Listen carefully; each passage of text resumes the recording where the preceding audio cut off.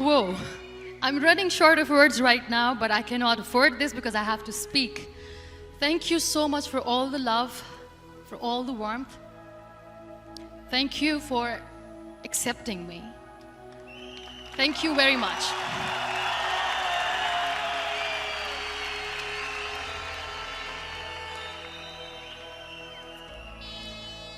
Well, I always start my talk with a disclaimer. And that disclaimer is that I've never claimed to be a motivational speaker. Yes, I do speak, but I feel more like a storyteller because wherever I go, I share a story with everyone. Well, it is a story of a woman whose perfectly imperfect life made her who and what she is today. It's the story of a woman who, in pursuit of her dreams and aspirations, made other people realize that if you think that your life is hard and you're giving up on that because you think your life is unfair, think again. Because when you think that way, you are being unfair to your own self. It's the story of a woman who made people realize that sometimes problems are not too big. We are too small because we cannot handle them.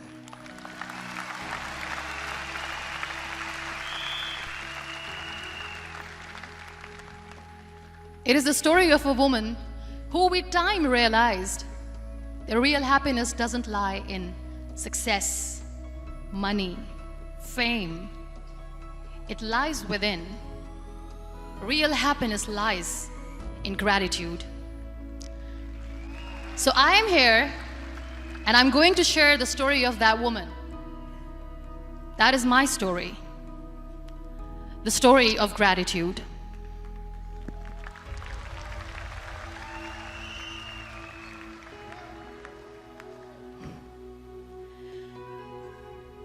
I love you too. I love you all. I believe in the power of words. Many people speak before they think. But I know the value of words. The words can make you, break you, they can heal your soul, they can damage you forever. So I always try to use the positive words in my life wherever I go. They call it adversity, I call it opportunity. They call it weakness, I call it strength. They call me disabled, I call myself differently abled. They see my disability. They see my disability, I see my ability. There are some incidents that happen in your life, and those incidents are so strong that they change your DNA. Those incidents or accidents are so strong that they break you physically. They deform your body, but they transform your soul.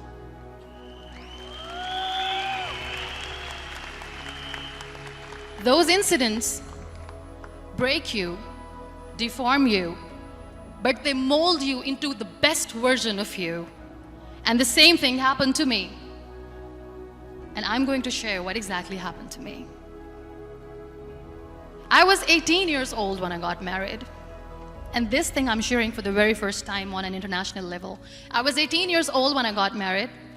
I belonged to a very conservative family, a Baloch family, where good daughters never say no to their parents. My father wanted me to get married. And all I said was, if that makes you happy, I'll say yes. And of course, it was never a happy marriage.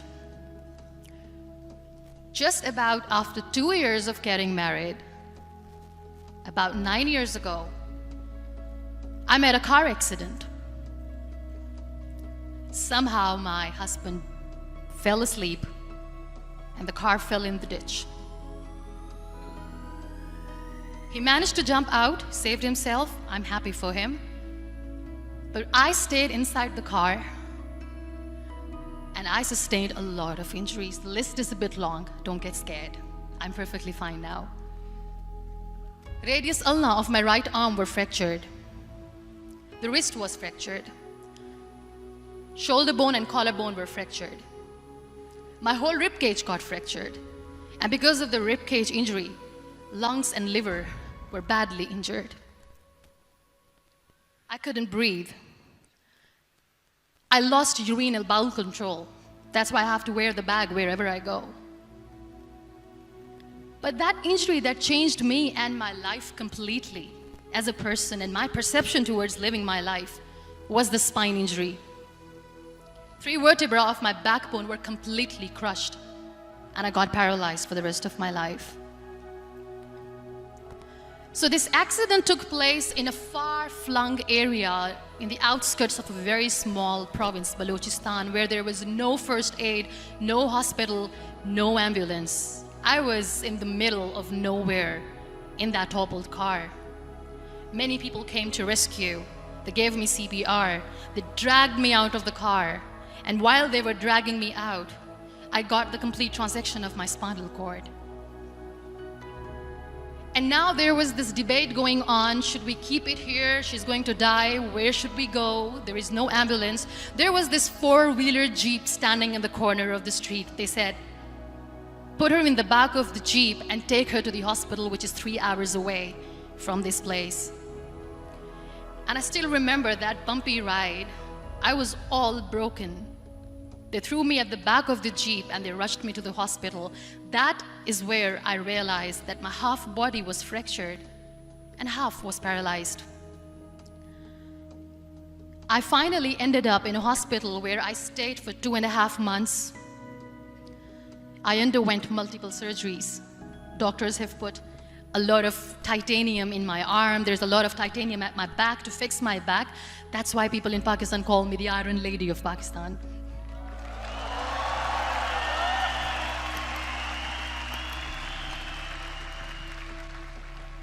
Sometimes I wonder how easy it is for me to describe all this all over again.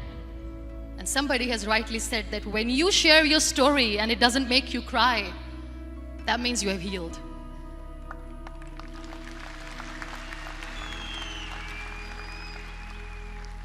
Those 2.5 months in the hospital were dreadful.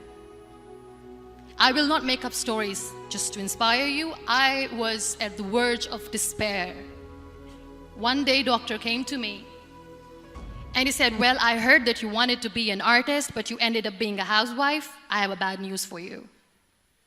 You won't be able to paint again because your wrist and your arm are so deformed, you won't be able to hold a pen again. And I stayed quiet. Next day, doctor came to me and said, your spine injury is so bad, you won't be able to walk again. I took a deep breath and I said, it's all right. The very next day, doctor came to me and said, because of your spine injury and the fixation that you have in your back, you won't be able to give birth to a child again. That day, I was devastated. I still remember, I asked my mother, why me? And that is where I started to question my existence. Why am I even alive? What's the point of living?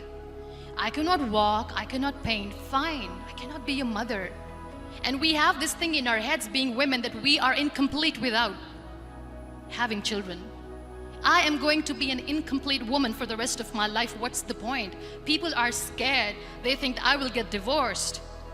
What is going to happen to me? Why me? Why am I alive? We all try to chase this tunnel. We all do this because we see light in the end of the tunnel, which keeps us going. My dear friends, in my situation, there was a tunnel that I had to roll on, but there was no light. And that is where I realized that the words have the power to heal the soul. My mother said to me, this too shall pass. God has a greater plan for you. I don't know what it is, but He surely has.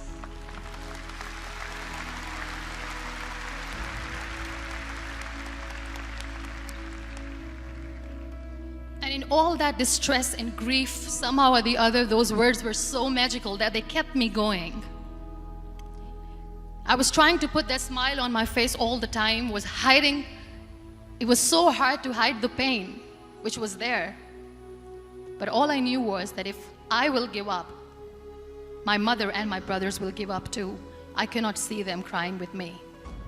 So what kept me going was, one day I asked my brothers, I know I have a deformed hand, but I'm tired of looking at these white walls in the hospital and wearing these white scrubs. I'm getting tired of this. I want to add more colors to my life. I want to do something. Bring me some colors, bring me some small canvas. I want to paint. So the very first painting I made was on my deathbed, where I painted for the very first time. It was not just an art piece or just my passion. It was my therapy. What an amazing therapy it was. Without uttering a single word, I could paint my heart out. I could share my story. People used to come and say, what lovely painting, so much color. Nobody could see the grief in it. Only I could. So that's how I spent 2.5 months in my hospital, crying, never complaining or whining, but painting. And then I was discharged, and I went back home. And I went back home and I realized that I have developed a lot of pressure ulcers on my back and on my hip bone. I was unable to sit.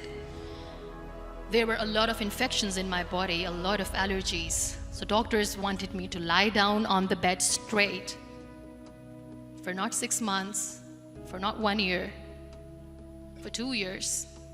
I was bedridden, confined in that one room, looking outside the window, listening to the birds chirping, and thinking maybe there will be a time when we'll be going out with the family and enjoying the nature. That was the time where I realized how lucky people are, but they don't realize. That is the time where I realized that the day I'm going to sit, I'm going to share this pain with everyone to make them realize how blessed they are, and they don't even consider them lucky. There are always turning points in your life. There was a rebirth day that I celebrated. After 2 years and 2.5 months, when I was able to sit on a wheelchair, that was the day when I had the rebirth. I was a completely different person. I still remember the day I sat on the wheelchair for the first time, knowing that I'm never going to leave this, knowing that I won't be able to walk for the rest of my life. I saw myself in the mirror and I talked to myself. And I still remember what I said. I cannot wait for a miracle to come and make me walk.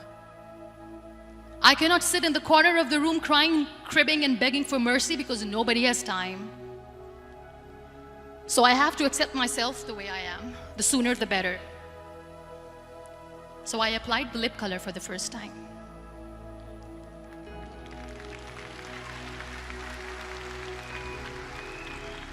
And I erased it. And I cried. And I said, what am I doing? A person on a wheelchair should not do this. What will people say? Clean it up. Put it again. This time I put it for myself. Because I wanted to feel perfect from within.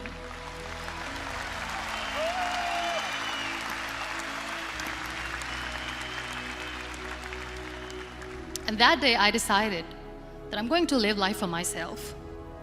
I am not going to be that perfect person for someone. I am just going to take this moment and I will make it perfect for myself. And you know how it all began? That day I decided that I'm going to fight my fears. We all have fears. Fear of unknown, fear of known, fear of losing people, fear of losing health, money. We want to excel in career, we want to become famous, we want to get money. We are scared all the time. So I wrote down one by one all those fears. And I decided that I'm going to overcome these fears one at a time. You know what was my biggest fear? Divorce. I couldn't stand this word. I was trying to cling on to this person who didn't want me anymore, but I said no. I have to make it work. But the day I decided that this is nothing but my fear, I liberated myself by setting him free. And I made myself emotionally so strong that the day I got the news that he's getting married, I sent him a text that I'm so happy for you and I wish you all the best. And he knows that I pray for him today.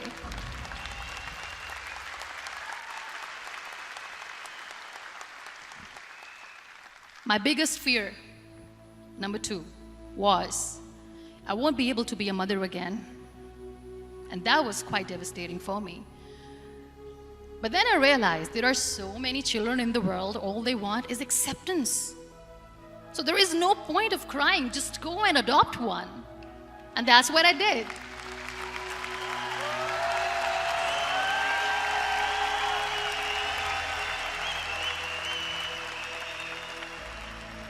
I gave my name in different organizations, different orphanages. I didn't mention that I'm on a wheelchair, dying to have a child. So I just told them that this is Muniba Mazari and she wants to adopt a boy or girl, whatsoever, but I want to adopt a kid. And I waited patiently. 2 years later, I got this call from a very small city in Pakistan. I got a call and they said, "Are you Muniba Mazari? There is a baby boy and would you like to adopt?" And when I say yes, I could literally feel the labor pain. I said, yes, yes, I am going to adopt him. I am coming to take him home.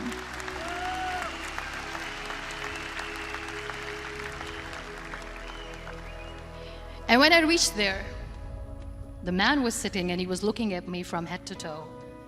And in back of my head, I kept thinking that, oh my God, he's going to say she's on the wheelchair, she doesn't deserve it. How is she going to take care of him? And I looked at him and I said, do not judge me because I'm on the wheelchair. But you know what he said?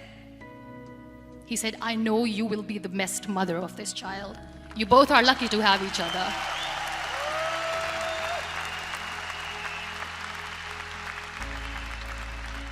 And that day, Niall was 2 days old, and today he's 6.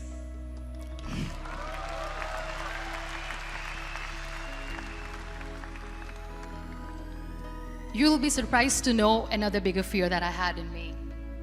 It was facing people. I used to hide myself from people. When I was on bed for 2 years, I used to keep the door closed. I used to pretend that I'm not going to meet anyone, tell them that I'm sleeping. You know why? Because I couldn't stand that sympathy that they had for me. They used to treat me like a patient. When I used to smile, they used to look at me and say that, "You're smiling, are you okay?" I was tired of this question being asked, "Are you sick?" Well, a lady yesterday at the airport asked me, "Are you sick?" And I said, well, besides the spinal cord injury, I'm fine, I guess.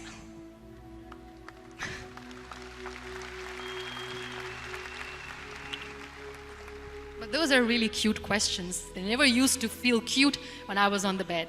So I used to hide myself from people, knowing that, oh my God, I'm not going to see that sympathy in their eyes. It's all right. And today I'm here speaking to all these amazing people because I have overcome the fear.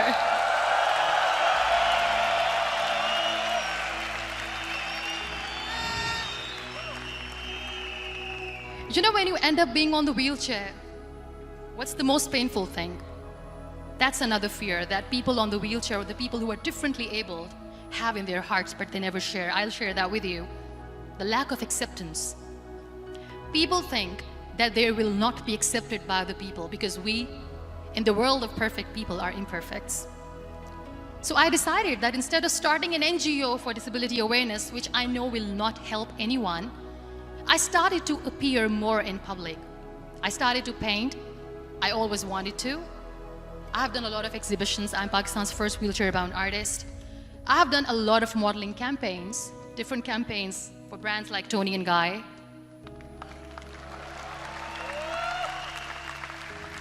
I have done some really funny, breaking the barriers kind of modeling. There was this one by the name Clown Town where I became a clown because I know that clowns have hearts too.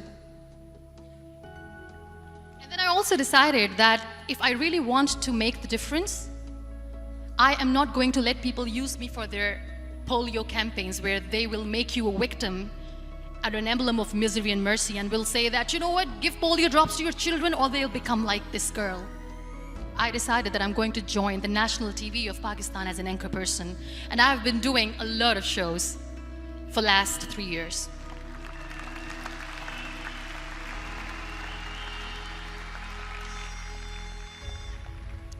So when you accept yourself the way you are, the world recognizes you. It all starts from within. Thank you. I became the National Goodwill Ambassador for UN Women Pakistan, and now I speak for the rights of women, children. We talk about inclusion, diversity, gender equality, which is a must. I was featured in BBC 100 Women for 2015. I'm one of the Forbes 30 under 30 for 2016. And it all didn't happen alone. You all are thriving in your careers. You have bigger dreams and aspirations in life. Always remember one thing. On the road to success, there is always we, not me. Do not think that you alone can achieve things. No. There is always another person who is standing behind you, maybe not coming on the forefront, but behind you, praying for you and supporting you. Never lose that person. Never.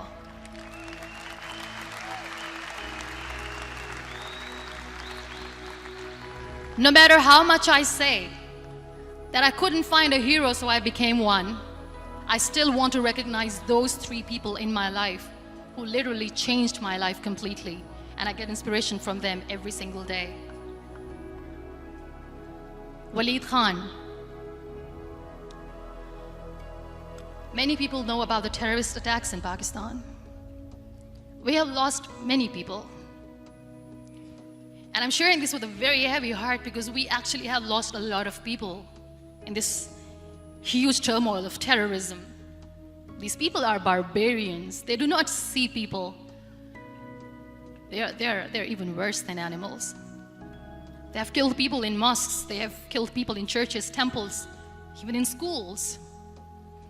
There was this terrorist attack in Army Public School, Peshawar, where these terrorists entered in an examination hall and they killed our children.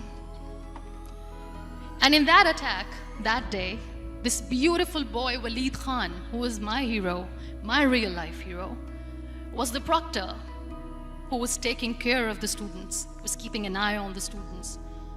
Those barbarians shot him 3 times in the face, 5 times on his body, and he fell down. I was asked to give a talk in the school after a week of that terrorist attack. With a very heavy heart, I went there and I spoke. We sang a few national songs. I thought that maybe I've done my part, but deep inside, it was killing me. I could see children injured. I could see children sitting on the wheelchairs looking at me wondering,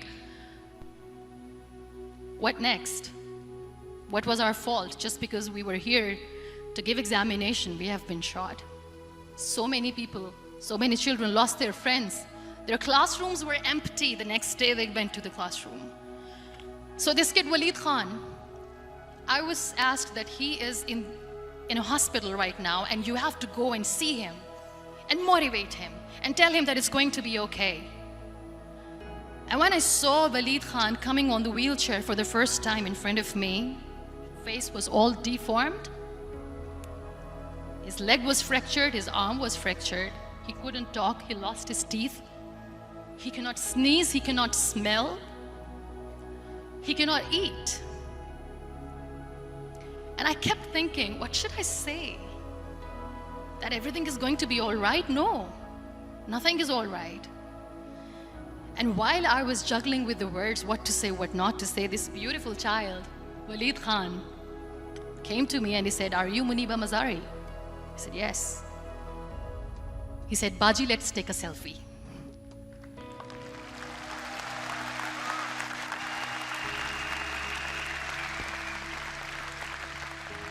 And with that beautiful toothless smile of Waleed Khan, we took that beautiful selfie that I still have with me.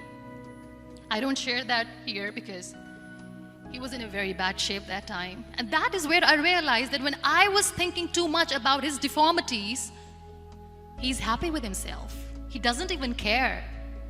Because today he goes in the same school, and when somebody asks him that what happened to your face, why so many scars, you know what he says? "These scars are my medals and I wear them with pride."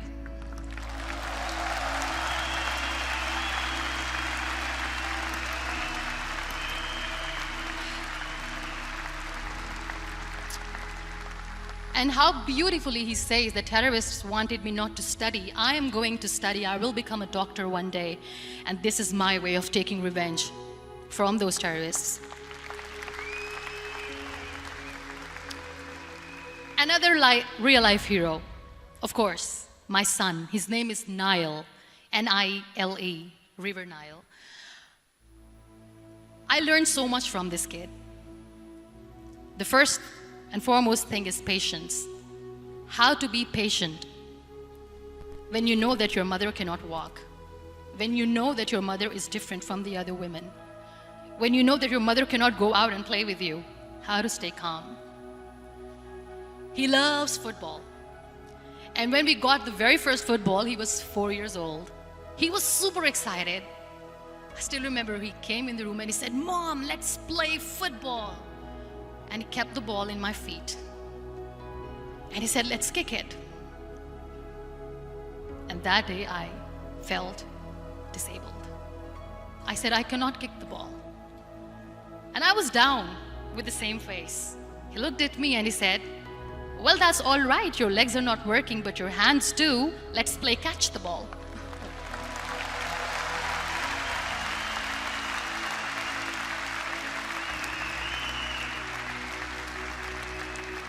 You know what, that day he made me realize that when you think your glass is half empty, come on, your glass is half full. It's all in here and here. Last but not least, the woman who made me realize that heroes have no gender. The woman who believed in me even when I was completely at the verge of despair, where everybody left, she was there. And every time I looked at her, without saying anything, she used to look at me and said, "This too shall pass. God has a bigger plan. And one day you will say that, oh my God, that is why God has chosen me." She never cried in front of me. She has always said that there will be haters, there will be naysayers, there will be disbelievers, and then there will be you proving them wrong. My mother.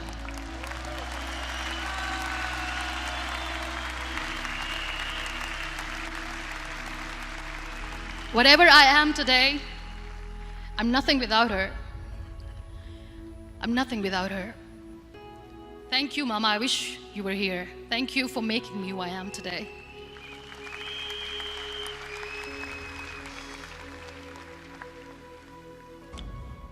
You know what? We human beings have a problem. Out of many problems, there is one more, and this is self-created one. We always expect ease from life. We have this amazing fantasy about life. This is how things should work. This is my plan. It should go as per my plan. If that doesn't happen, we give up. So my dear friends, let me tell you one thing. I never wanted to be on the wheelchair. Never thought of being on the wheelchair. I was always aspiring to do bigger things, but had no idea that for that I have to pay the price to be where I am today. It's a very heavy price. This life is a test and a trial, and tests are trials are never supposed to be easy. So when you're expecting ease from life, and life gives you lemons, then you make the lemonade, and then do not blame life for that, because you were expecting ease from a trial. Trials make you a stronger, better person. Life is a trial, and with time you realize that.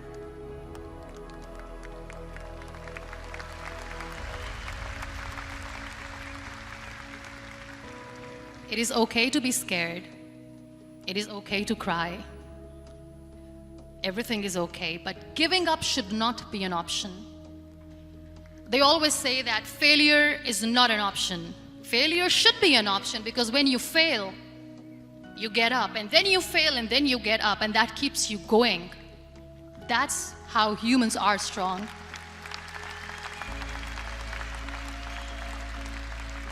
Failure is an option, should be an option, but giving up is not. Never. We have this thing in minds. We call it perfection. We want everything perfect. We want ourselves to be perfect. There is this image in our head about everything. Perfect life, perfect relationships, perfect career, perfect amount of money that we need to earn no matter what. Nothing is perfect in this world. We all are perfectly imperfect, and that is perfectly all right. That's all right. We were sent here not to become the perfect people. Those people who tell you how to look perfect, even those people are imperfect. Trying to fight this fear of looking imperfect. I used to be perfect. I still remember. I got this compliment years ago when I used to walk. Oh my God, look at you. You're fair, you're tall, you're perfect. Look at me now.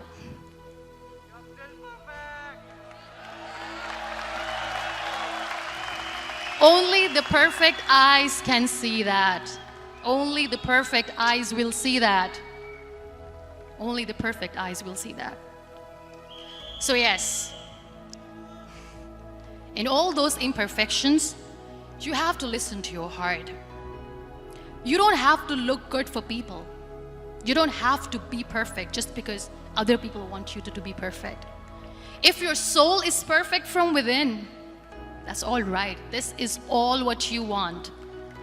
This is all what you need to be. Our society has made very weird kind of norms to look perfect and great. For men, it's different. For women, it's different. We think too much about what people say. We listen to ourselves too little. You know what makes you perfect? When you make someone smile. You know what makes you perfect? When you try to do something good for the people around you. You know what makes you perfect? When you feel someone's pain. And how beautiful pain is that it connects you with people. No other medium can connect you with others but pain. That's why I always say that I'm in pain, and that's a blessing in disguise for me. Today, just because I'm in pain and I'm on the wheelchair, I work for children. Being the head of CSR for a company, we conduct medical camps in far-flung areas of Pakistan where so many kids die because they don't have medical facilities.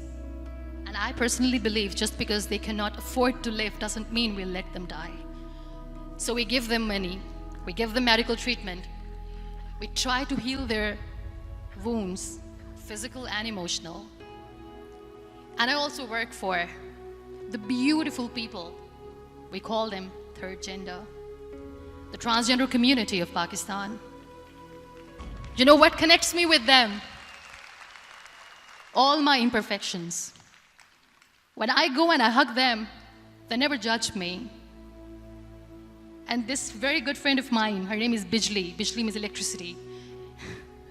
She calls herself electricity. And I said, are you electricity? She says, no, I'm lightning. I'm as strong as lightning. Because we have very bad power outage, so she doesn't want me to call her electricity. So she says, I am very strong. I'm thunder, I'm lightning. She came to me, and the first time I hugged her, she said, you are just like me. And I said, yes, I am like you. Because to people, we are so imperfect. So how beautiful these imperfections are, that because of these imperfections you can connect with people. Then why are we all running after being perfect? What's the point?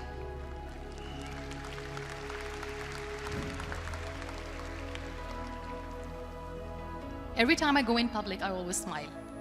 There's always a big toothy smile on my face, and people ask me, don't you get tired of smiling all the time? What's the secret? I always say one thing, that I have stopped worrying about the things that I have lost, the people that I have lost.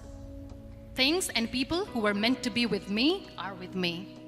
And sometimes, somebody's absence makes you a better person. Cherish their absence. It's always a blessing in disguise. I always say that people are so lucky they don't even realize. You must be thinking, okay, you're lucky in what sense? Well, the breath that you just took was a blessing. Embrace it.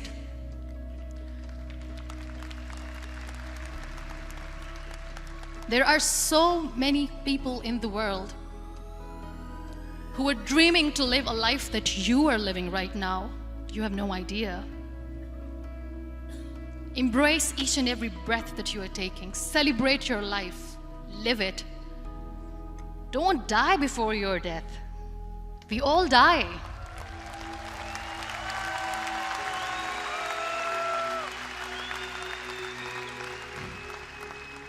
We live this one routine of a day for 75 years and we call it life. No, that's not life. If you're still thinking why you have been sent here, if you're still juggling with the concept of why you are here, you haven't lived yet. You work hard, you make money, you do it for yourself. That's not life.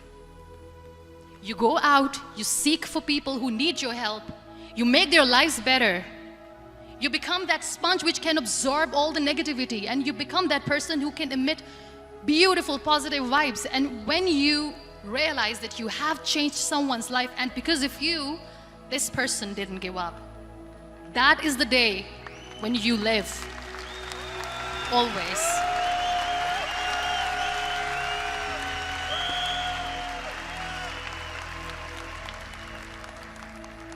We were talking about gratitude, why I smile all the time.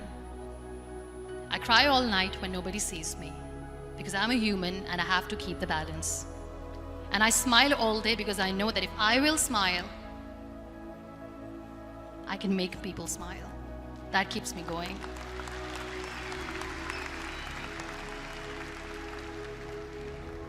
Be grateful for what you have, and you will always, always end up having more.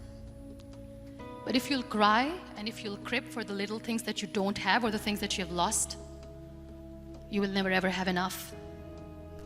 Sometimes we are too busy thinking about the things that we don't have that we forget to cherish the blessings that we have. I'm not saying that I'm not healthy and that makes me unlucky, but yes, it is hard. It is hard when I say that I cannot walk. It is hard to say when I wear this bag. It hurts. But I have to keep going, because never giving up is the way to live, always.